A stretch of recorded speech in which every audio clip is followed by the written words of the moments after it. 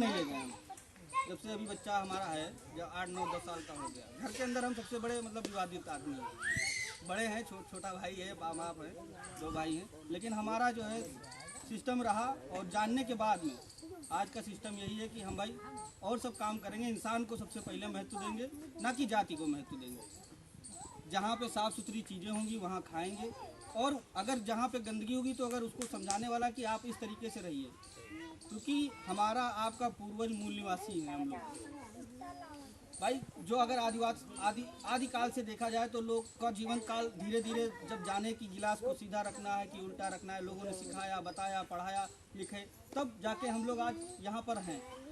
लेकिन इस अगर पिछली सरकार के अंतराल में देखा जाए तो उस सरकार से लेके आज तक की सरकार के अंतराल में हर चीज़ें पिछड़ी ही जा रही। हमारे आपके पास कुछ नहीं है।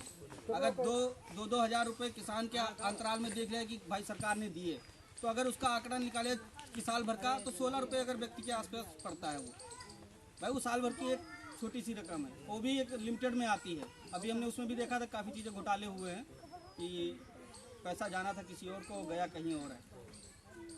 भ्रष्टाचार बहुत चरम पे है। जो हमारी सरकारी संस्थाएं हैं वो बहुत ज़्यादा हद तक बिक रही हैं।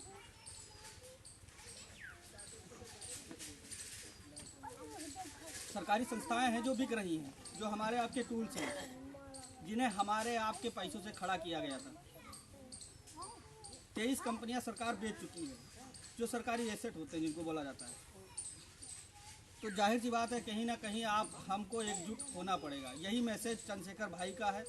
आने वाले समय में वो सीतापुर आएंगे तो हम लोग उससे पहले इस तरीके की तैयारियां कर रहे हैं कि लोगों के पास ये बात पहुंच जाए कि अगर हम अपना प्रतिनिधित्व करने वाले अगर बहन मायावती जी को हम लेते हैं तो आज के टाइम वो सड़क पे नहीं है। आप एक छोटा सा कांड देख रहे हैं, छोटा क्या बहुत बड़ा कांड, वो हाथरस वाला सोच लीजिए। वहाँ पे बहन जी का रोल क्या था, उन्होंने क्या किया, ये हर कोई जानता है। चंद्रशेखर भाई ने इतनी ज़्यादा वहाँ पे अपनी प्रस्तुति दिखाई कि जो है वो सरकार को बाकायदा उसको हाईलाइट, मीडिया फिर आई है। चंद्रशेखर भाई निकले थे हाथरस के लिए, सरकार ने रोक लिया, फिर वो अपना बस पकड़ लिए, बस से गए, बस किसी कारणवश ख़राब हो गई तो मोटरसाइकिल से गए, मतलब 70-80 किलोमीटर गए वो वहाँ अलीगढ़ हॉस्पिटल में, जब हाथरस वाले मामले में पीड़िता वहाँ पे थी। तो उसके बाद में उन्होंने ये सब चीज़ें उठाई, आवाज़ उठाई, तब जाके ये मीडिया में ज़्यादा हाईलाइट हुआ।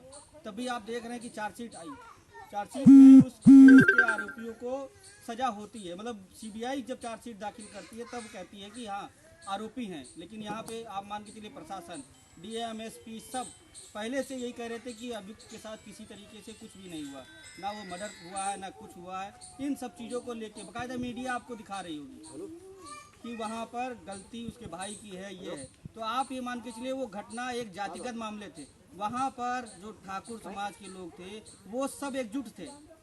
वहाँ के जो ठाकुर समाज के लोग थे वो एकजुट थे कि लड़के बरी हो जाए, लड़के की कोई गलती नहीं है।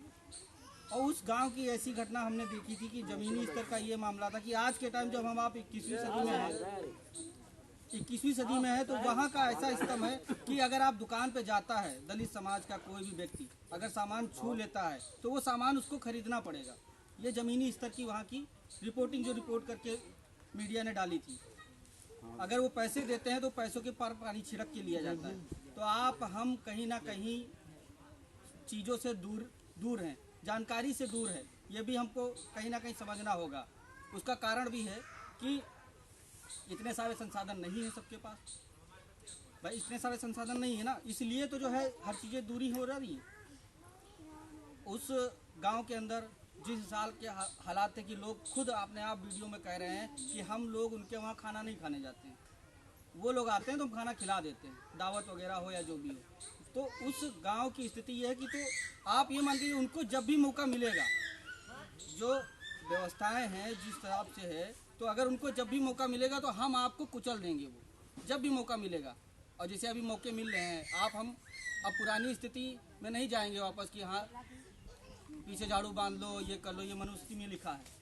वो पढ़ते हैं रोज़, हमारे आपके बच्चों को नहीं उतना ज्ञान दे पाते हैं हम लोग कि हमें अपने महापुरुषों को नहीं पढ़ा पाते हैं, क्योंकि हमें भी लोगों को कहीं ना कहीं जानकारी अभाव रहता है। इसलिए तो आप हम आप यही सोचें कि बस आपस में संगठित रहना है, तभी शिक्षित भी रहना है, संगठित भी रहना है और जानकारी का पूरा रहना है। ठीक है, हम अपनी बात यहीं पर रखते हैं।